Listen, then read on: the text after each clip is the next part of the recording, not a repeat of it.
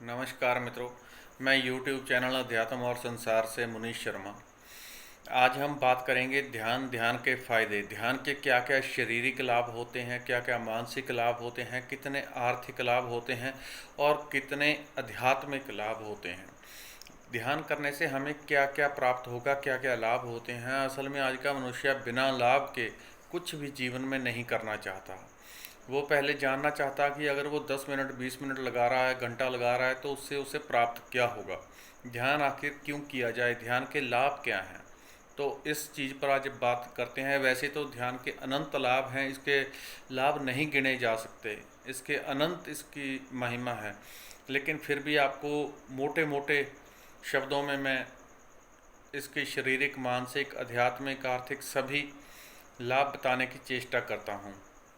जो मित्र नए हों, जिनको नहीं पता, तो उनको बता दूं कि मैं वैसे मूल रूप से रेकी सिखाता हूं, मेडिटेशन करवाता हूं, ध्यान सिखाता हूं। अगर आप रेकी सीखना चाहते हैं, किसी भी प्रकार की शारीरिक, मानसिक, आर्थिक समस्या से जूझ रहे हैं, तो इस चैनल के ऊपर मैंने रेकी सिखाई हुई है। वहाँ से आप देख करके रेकी सीखें। रेकी सभी बीमारियों को ठीक करने वाली परमात्मा की दिव्य शक्ति है, जिसकी अनंत महिमा है। तो आज हम बात करेंगे उस वीडियो का नीचे लिंक, इस लिंक के नीचे दोबारा मैं लिंक दे दूंगा, जहां से आप देख के रेकी सीख सकते हैं। तो सबसे पहले बात करते हैं ध्यान से प्राप्त क्या होता है। देखिए, ध्यान से हमेशा जब कोई व्यक्ति ध्यान करता है तो उसे जो मानसिक लाभ होते हैं, तो सबसे पहले होता है कि उसका मन, जो मन में अनलिमिटेड ट्रैफिक चल रही है, लगातार एक के ऊपर विचार चल रहे हैं, एक विचार ख़त्म नहीं हो पाता, दूसरा विचार और आ जाता है, और विचार भी कोई अच्छे सकारात्मक नहीं आते, उल्टे पुल्टे नेगेटिव विचार चलते रहते हैं। ये हो गया, वो हो गया, कोई भी चीज़ उनके वश में नहीं रहती।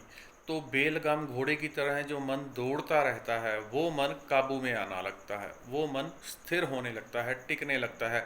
जो बात बात में परेशानी रहती है, बात बात में आदमी परेशान होता है, टेंशन में आता है, नेगेटिव हो जाता है, डिप्रेशन में चला जाता है, बात बात में नकारात्मक ऊर्जा के नीचे दब जाता है, वो चीज़ें बंद हो जाती हैं।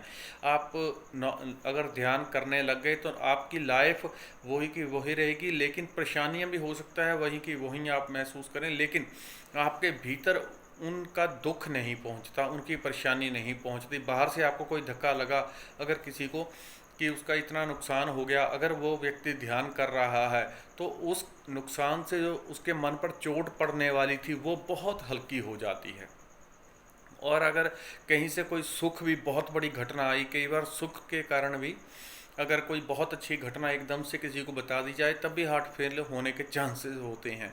तो ऐसे में वो चीज़, सुख दुख उसका सम होने लगता है, टिकने लगता है, व्यक्ति के भीतर एक आनंद, एक शांति उभरने लगती है, एक प्रेम, एक आनंद का वातावरण हृदय के भीतर बनने लगता है।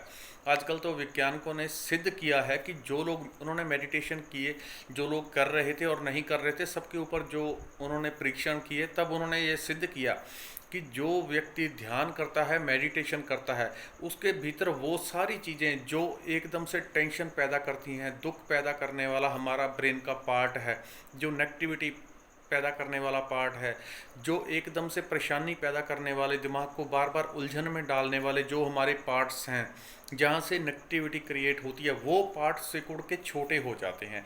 और जहाँ से व्यक्ति के भीतर सुख, आराम, आनंद, शांति प्रकट होती है, ब्रेन के वो भाग बड़े होने लग जाते हैं, दिमाग के वो भाग बड़े होने लग जाते हैं जहाँ से व्यक्ति को सुख, आराम, आनंद प्राप्त हो। ये विज्ञान ने सिद्ध किया है।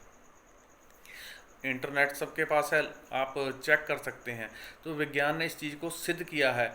इसके अलावा आर्थिक लाभ भी अपने आप होने लग जाते हैं। जब कोई व्यक्ति ध्यान में आने लग जाता है, तो व्यक्ति की ध्यान करता है तो उसकी इंट्यूशन पावर, उसे जीवन में क्या करना चाहिए, क्या नहीं करना चाहिए, कौन सा काम करना चाहिए, किस काम को करने से लाभ होगा, किस काम को करने से हानि होगी, तो उस चीज़ की इंट्यूशन एक पहले ही दिमाग में घंटी स्पष्टता आने लगती है, घंटी बजने लग जाती है। कि इस काम को मत करो।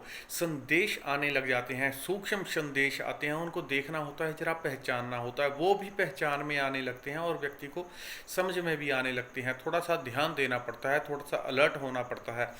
आपको हर काम के प्रति अगर आप मेडिटेशन करने लग जाते हैं तो आप सूक्ष्म एनर्जीज के साथ जुड़ जाते हैं और वो जीवन को आपको हर तरफ से सपोर्ट करती हैं, हर तरफ से।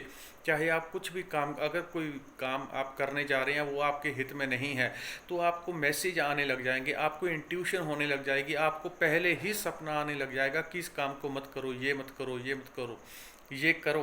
कोई अच्छा होने वाला है वो आपको इंट्यूशन होने लग जाएगी, कुछ होने वाला है वो आपको पहले ही पता चलने लग जाता है कि ये काम होने वाला है, ये इस तरह से होने वाला है। यानी कि कुदरत आपको सूक्ष्म रूप से हर तरफ से सपोर्ट करने लग जाती हैं। तो आर्थिक लाभ भी बेहद होते हैं। और शारीरिक लाभ की बात करें तो जब हमारा मन सुखमय होने लगता है, शांत होना लगता है, आनंदमय होने लगता है, तो अपने आप शरीर भी ठीक होने लग जाता है। वैसे तो अगर ध्यान का सीधे रूप से कहा जाए कि ध्यान करने से कोई रोग दूर हो जाते हैं तो वो बहुत स्लो प्रोसेस है। तो इतना तो नहीं कहा जा सकता कि आप ध्यान करेंगे आपके रोग ठीक हो जाएंगे, लेकिन ऐसी पावर डेवलप हो सकती हैं कि आप संकल्प से भी अपने रोग ठीक कर सकते हैं। लेकिन उसके लिए जो सीधा, सरल और तीव्र मार्ग है वो रेकी है। तो रेकी आप मेरे चैनल पर सीख सकते हैं। रेकी एकदम से स्पष्ट मार्ग है और ऊर्जा का मार्ग है, एनर्जी का मार्ग है। वो आप चैनल पर देख के रेकी सीखें और करें। कुछ भी नहीं करना है, बस बैठने के वहाँ किस तरह से बैठना है, क्या करना है, बैठ के रेकी का आवाहन करें। सेल्फ ट्यूनमेंट का प्रोसेस होता है, अपने आप आपके भीतर रेकी आने लग जाती है।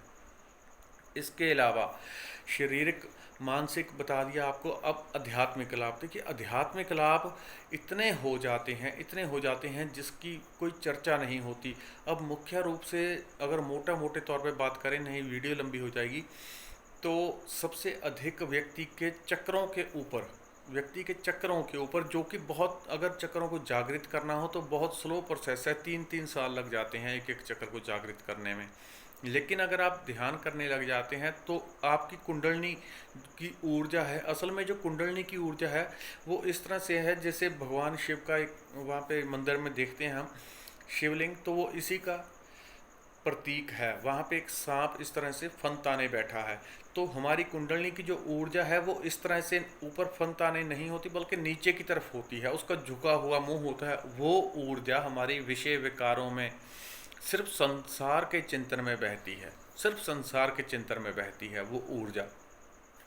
और जब हम ध्यान करने लग जाते हैं तब वो कुंडलिनी ऊर्ध्व गति करने लग जाती है, उसका मुंह ऊपर की तरफ खड़ा होने लगता है और ऊर्जा ऊपर की तरफ प्रवाहित होती है, अर्थात हमारी कुंडलिनी जागरण की ओर चलने लग जाती है। इससे एकदम से तो कुंडलिनी नहीं जागृत होती, लेकिन धीरे धीरे ऊर्जा जैसे जैसे ऊर्ध्व गति करने लग जाती है, कुंडलिनी जागरण होने लग जाती है। अगर किसी दुर्घटनावश किसी कारण से एकदम से कुंडलिनी जागृत हो जाए तो व्यक्ति को समझ नहीं आता कि क्या हो गया और ऊर्जा संभालनी मुश्किल हो जाती है। लेकिन जब ध्यान से धीरे धीरे कुंडलिनी जागृत होती है तो एक बार तो बेशक ऐसे लगे कि बहुत ज़्यादा ऊर्जा उठ गई है, एक बार व्यक्ति घबरा जाता है, डर जाता है, लेकिन वो 2-4-6 दिनों में ऊर्जा अपने आप टिकने लग जाती है, अपने आप बैलेंस हो जाती है। आप वापस उसी संसार में आ जाते हो, लेकिन बदल जाते हो, भीतर और बाहर से सब बदल जाता है, जिसकी कोई अंत नहीं, जिसकी कोई महिमा नहीं। इतने आध्यात्मिक लाभ हो जाते हैं। जब कोई व्यक्ति आध्यात्मिक रूप से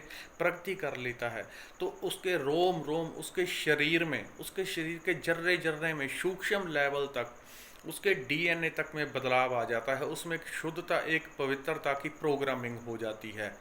उसके जर्रे जर्रे में इतनी अब उससे क्या होता है कि जो हमारी पीछे 7 पीढ़ी है कहते हैं, उन वो पीढ़ियों तक को हमारे पुण्य का, जो व्यक्ति ध्यान में उतरने लग जाता है गहरा, तो उसकी 7 पीढ़ियों का उद्धार हो जाता है। और जो आने वाली 7 पीढ़ियां हैं उसका, क्योंकि हमारे जर्रे जर्रे में एक शुद्धता की, एक पवित्रता की ध्यान के द्वारा प्रोग्रामिंग हो जाती है, एक आध्यात्मिक जागरण की प्रोग्रामिंग हो जाती है। जो हमारी 7 आने वाली पीढ़ियां हैं वो हमारे ही शरीर से, हमारे ही खून से निर्मित होंगी।